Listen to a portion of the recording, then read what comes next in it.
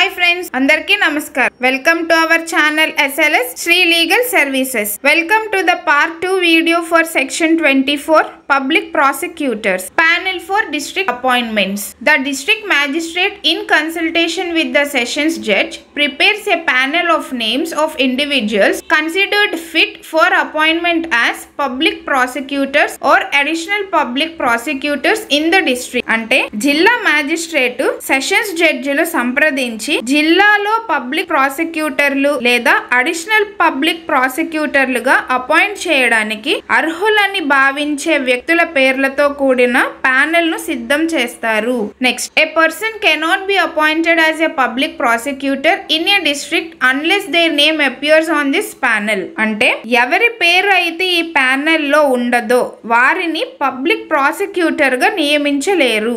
Next, special public prosecutors. The central or state government can appoint a special public prosecutor for a particular case or class of cases. అంటే ఒక specific case లేదా classes of cases కి public prosecutor ని కేంద్రం లేదా రాష్ట్ర ప్రభుత్వం నియమించవచ్చు. Next, this appointment requires at least 10 years of legal practice. అంటే ఈ అపాయింట్మెంట్ కి కనీసం 10 ఏళ్ల లీగల్ అనుభవం కలిగి ఉండాలి. Next, duties and roles. The public prosecutor represents the state in criminal proceedings by conducting prosecutions, presenting evidence and arguing cases. అంటే public prosecutor prosecution నిర్వహించడం, సాక్ష్యాలను సమర్పించడం మరియు కేసులను వాదించడం ద్వారా క్రిమినల్ ప్రొసీడింగ్స్ లో రాష్ట్రానికి ప్రాతినిధ్యం వహిస్తారు. Next, their duty is to ensure that all available evidence is placed before the court to